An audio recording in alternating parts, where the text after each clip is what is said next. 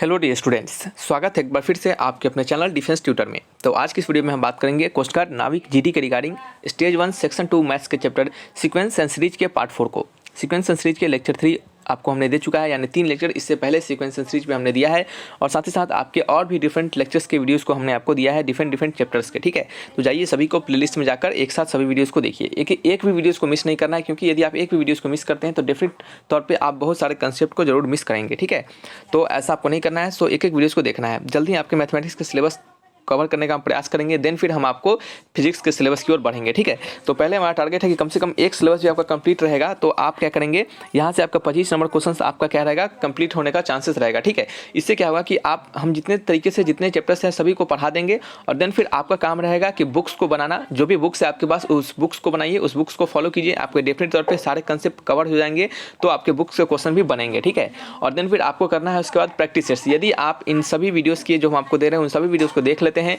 और उसके बाद आप सभी वीडियोस के पीडीएफ को भी रखते हैं, क्योंकि पीडीएफ को रखने से आपको लास्ट टाइम में पढ़ने का मौका मिलेगा। ठीक है, और उसके बाद आप बुक्स को बना लेते हैं। बुक्स के लिंक डिस्क्रिप्शन में दिए गए हैं, जाइए उस बुक्स को बाय कीजिए। बहुत सारे स्टूडेंट के पास वो बुक्स होगा ही, आप जैसे ही क्लिक कीजिएगा आपको वहाँ पे पता चल जाएगा कि कौन सा बुक्स है, सेक्शन 1 सेक्शन 2 दोनों के रिगार्डिंग। और आपके पास उसके बाद क्या करना है, आपको प्रैक्टिस सेट्स को बाय करना है। प्रैक्टिस सेट्स को बाय करने के बाद क्या करना है, उसको ही बनाना है। अगर इन तीनों काम को आप कर लेते हैं तो डेफिनेट तौर पर आपके कंसेप्ट, नंबर ऑफ क्वेश्चन और लेवल ऑफ क्वेश्चन, ये तीनों कंसेप्ट आपके ये तीनों क्लियर हो जाते हैं। और किसी भी एग्जामिनेशन को कवर करने का, निकालने का, करेक्ट करने का यही तरीका होता है कि आपके कंसेप्ट क्लियर होना चाहिए, फिर आपको नंबर ऑफ क्वेश्चन ज़्यादा से ज़्यादा प्रैक्टिस हुए होना चाहिए, और लेवल ऑफ क्वेश्चन भी प्रैक्टिस होना चाहिए, यानी कम लेवल से लेकर अच्छे लेवल तक के क्वेश्चन। तो ये 3 करने के बाद आपके सारे जो आपके ये 3 क्राइटेरिया है उसको फुलफिल आप कर लेते हैं, तो आपके सिलेक्शन लेने से कोई नहीं रोक सकता, ये हमारा दावा है। तो आप सभी लोग सभी वीडियोस को देखिए, और इन सभी वीडियोस के पीडीएफ के रिगार्डिंग हमने लिए आपके लिए 89 रुपीज़ का बैचेज प्लान किया है, तो आप इस बैचेज को लीजिए। ठीक है, देन फिर बुक्स को बाय कर लीजिए, और बुक्स को बाय करने के बाद आप क्या कर सकते हैं, प्रैक्टिस सेट्स को बाय कर लीजिए। ठीक है, प्रैक्टिस सेट्स के अगर बारे में बात करें तो प्रैक्टिस सेट्स आप परीक्षा ऐप का प्रैक्टिस सेट्स ले सकते हैं। परीक्षा ऐप के लिंक डिस्क्रिप्शन में दिए गए हैं, लिंक पर क्लिक करके आप परीक्षा ऐप को डाउनलोड कीजिए, और वहाँ से आप यहाँ से जब फर्स्ट इंटरफेस खुल जाएगा तो आपको लैंग्वेज सेलेक्ट करना पड़ेगा। लैंग्वेज सेलेक्ट करने के बाद आप डिफेंस का सेक्शन सेलेक्ट कीजिए। तो जैसे ही पहला इंटरफेस आएगा तो यहाँ पे आपको 4 सेक्शन में आपका टेस्ट होगा। तीसरे सेक्शन में इस टेस्ट पे क्लिक करेंगे तो डिफेंस पैकेज ऑल एग्जाम 1 पास आपको प्रैक्टिस टेस्ट लेना है। ठीक है, डिफेंस पैकेज के ऑल एग्जाम 1 पास प्रैक्टिस टेस्ट लेना है, जो कि 3 मंथ का वैलिडिटी होगा, और इस 3 मंथ वाले वैलिडिटी का जो प्रैक्टिस टेस्ट का प्राइस होगा वो आपका 599 रुपीज़ होगा। यदि आप इसको लेते हैं तो वहाँ पे आपको 599 रुपीज़ दिखाएगा, लेकिन आप जैसे ही वहाँ पे ट्यूटर 50 का कोड डालते हैं, TUTUR50, ये कैपिटल लेटर में अगर आप ट्यूटर 50 का कोड डालते हैं, TUTUR50 कैपिटल लेटर में ट्यूटर 50 का कोड डालते हैं, तो ये प्रैक्टिस सेट्स आपका सिर्फ 299 रुपीज़ में हो जाएगा। कितना? सिर्फ 299 रुपीज़ में। क्यों? क्योंकि आपको ट्यूटर 50 का कोड डालने के बाद 50% का आपको ऑफ मिलेगा, और ये 299 रुपीज़ का प्रैक्टिस सेट्स निकालने के बाद, यानी बाई करने के बाद आपको क्या करना है, NDA, air force, navy, coast guard, इन चारों एग्जामिनेशन के प्रैक्टिस सेट्स को बनाना है। इतना करने के बाद हमने जो तीनों क्राइटेरिया आपको कहा है कि नंबर ऑफ क्वेश्चंस, साथ ही साथ आपके कंसेप्ट, और साथ ही साथ आपके क्वालिटी ऑफ क्वेश्चंस यानी लेवल ऑफ क्वेश्चंस सारे आपके कवर हो जाते हैं। ठीक है, तो जाइए और मेहनत से पढ़ाई कीजिए, और एक एक क्वेश्चंस, एक एक प्रैक्टिस सेट्स को अच्छे से बनाइए। और अभी लेते हैं तो आपको दोबारा रिवाइज करने का मौका मिलेगा, क्योंकि 3 मंथ का वैलिडिटी है, तो मार्च तक आपका यह रहेगा, उसके ज़्यादा ही रहेगा, मार्च से ज़्यादा ही रहेगा, और मार्च में ही आपका एग्जाम होगा। ठीक है, तो चलिए बातें हो गई सब, तो अब हम क्वेश्चंस की ओर बढ़ जाते हैं। नंबर 1 क्वेश्चन में लिखा जा रहा है कि 1 + 1/2 + 1/4 का क्या कहा जा रहा है, इसका आपको सम निकालना है। कहाँ तक? आपको अप टू n पदों तक, यानी n टर्म्स तक आपको इसका सम निकालना है। तो n टर्म्स तक इसका सम निकाल लेते हैं। कैसे निकलेगा इसका n टर्म्स तक का सम, तो चलिए देखते हैं कैसे निकाल पाते हैं हम। तो देखिए यहाँ पे हमारा क्या है, अगर हम इस सीरीज को लिखेंगे तो देखेंगे इस सीरीज में पहला टर्म क्या है हमारा, 1 है, a = 1 है।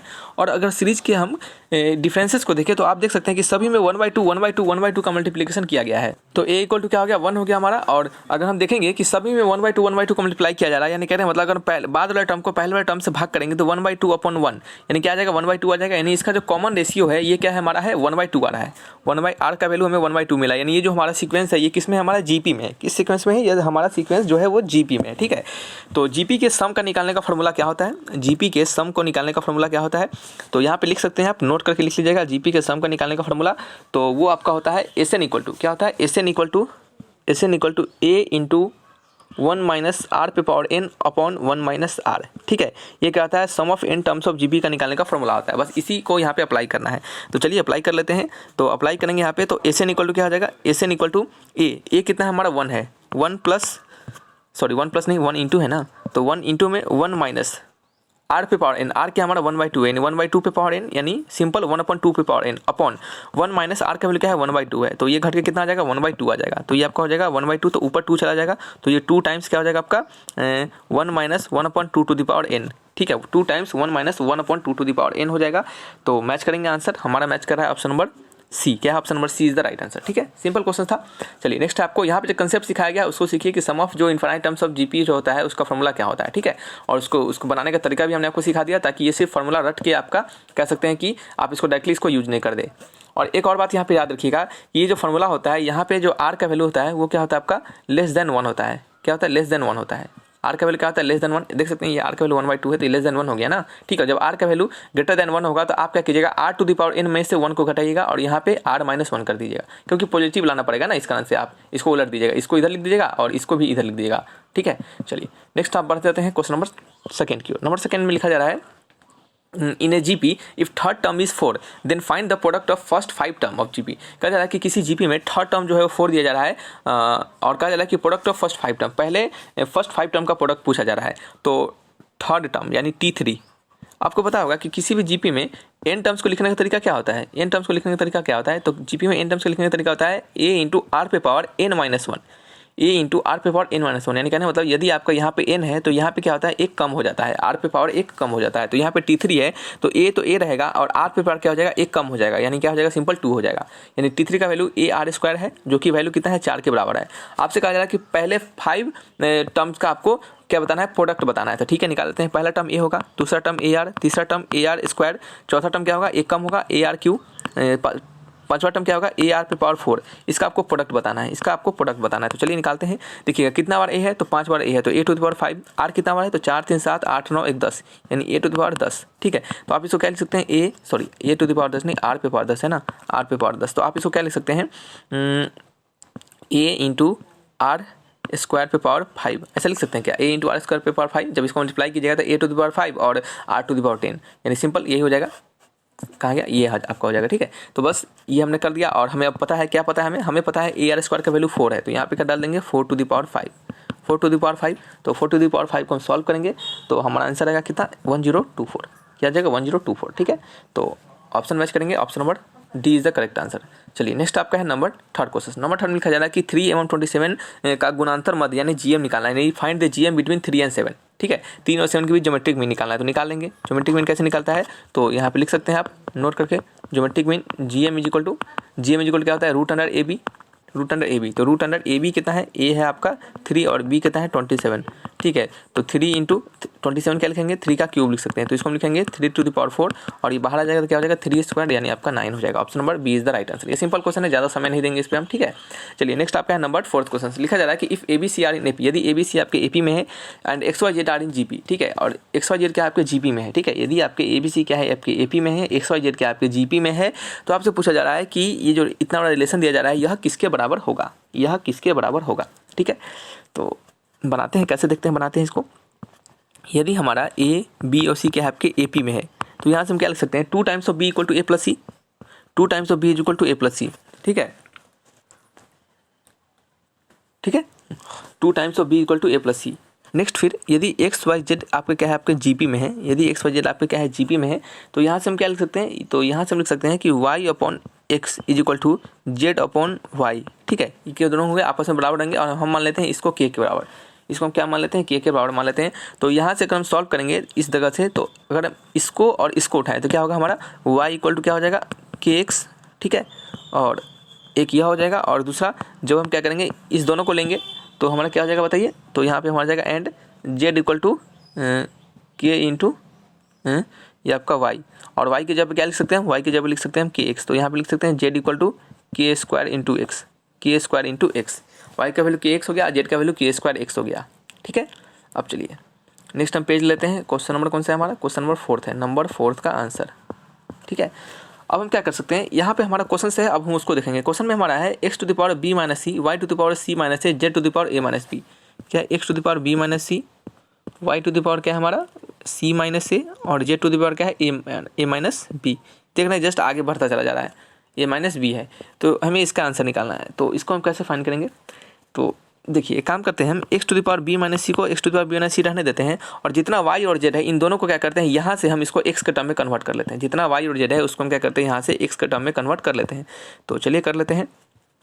तो यहाँ से हो जाएगा हमारा एक्स का टर्म में, इसको लिखेंगे एक्स इंटू वाई को क्या लिख सकते हैं हम, एक्स इंटू के एक्स लिख सकते हैं सिंपल, ठीक है। तो के एक्स लिखेंगे, इसको एक्स हटा देते हैं, इंटू में के एक्स, एक सेकेंड, इंटू में के एक्स टू द पावर कितना है सी माइनस ए, फिर इंटू में सी माइनस ए, इंटू में जेड को क्या लिख सकते हैं, K into K square into X to the power A minus B, ठीक है।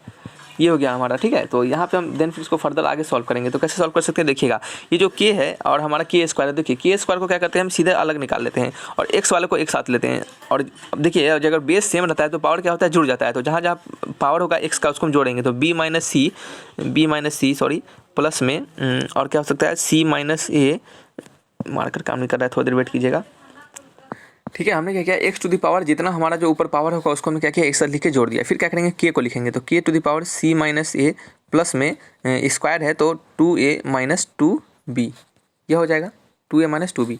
तो यहाँ से आप देख सकते हैं कि c से हमारा c कट जाएगा और b से b कट जाएगा और a से a कट जाएगा। तो क्या हो गया, एक्स टू द पावर 0 हो गया इंटू में k।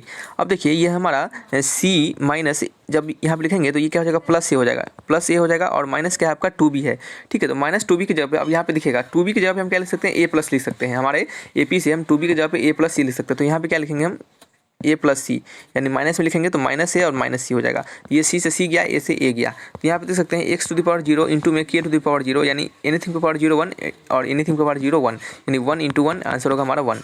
ये डॉट डॉट डॉट बहुत बार लिखा गया है, 1 इंटू 1 आंसर होगा हमारा 1, ठीक है। ऑप्शन मैच करेंगे, option number C is the correct answer, C is the correct answer, ठीक है। अब कुछ स्टूडेंट क्या करते हैं यहाँ पे 0 लगा देते हैं, तो 0 नहीं लगाइएगा, सी 1 लगाइएगा, ठीक है, 1 होगा आंसर। नेक्स्ट आपका है नंबर, आप हमारा 5th क्वेश्चन का नंबर है। 5th क्वेश्चन में लिखा जा रहा है, पढ़िए।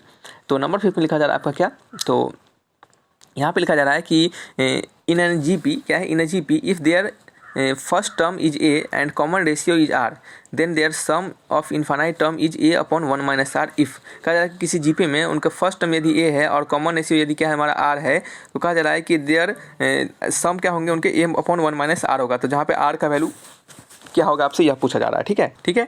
तो आपको बता दें कि ये हमारा क्या होता है, सम ऑफ इन्फानाइट जीपी का फॉर्मूला होता है। सम ऑफ इन्फानाइट जीपी का फॉर्मूला होता है a बटे 1 माइनस आर।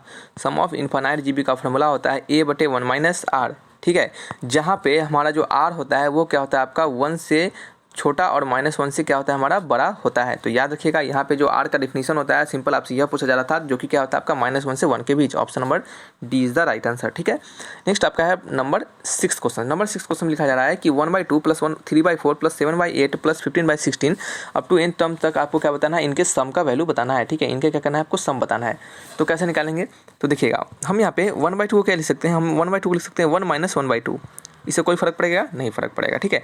हम 3/4 को क्या लिख सकते हैं, 3/4 को लिख सकते हैं 1 - 1/4, ठीक है। इसे क्या हो जाएगा 3/4 हो जाएगा, चलिए ठीक है। फिर 7/8 को क्या लिख सकते हैं 1 - 1/ क्या लिख सकते हैं 8, ठीक है। अब देखिए हम इसको कैसे सोच रहे हैं, ऐसा हम इसके लिए सोच रहे हैं, देखिएगा यहाँ पे देखिए ऊपर क्या हमारा 1/2 है और ऊपर क्या है 3/4, यानी जब भी नीचे वाला टर्म, यानी नीचे वाला टर्म हमारा क्या है ऊपर वाला टर्म से सिर्फ एक कम रहता है, तो आप इस तरीके के सम सीक्वेंस को अप्लाई कर सकते हैं, क्योंकि इस तरीके के सीक्वेंस इस तरीके वाले हमारे सम में काम आते हैं, ठीक है। तो ऊपर 15 है नीचे 16 है, यानी एक में से घटा देंगे तो ऐसा आ सकता है, ठीक है।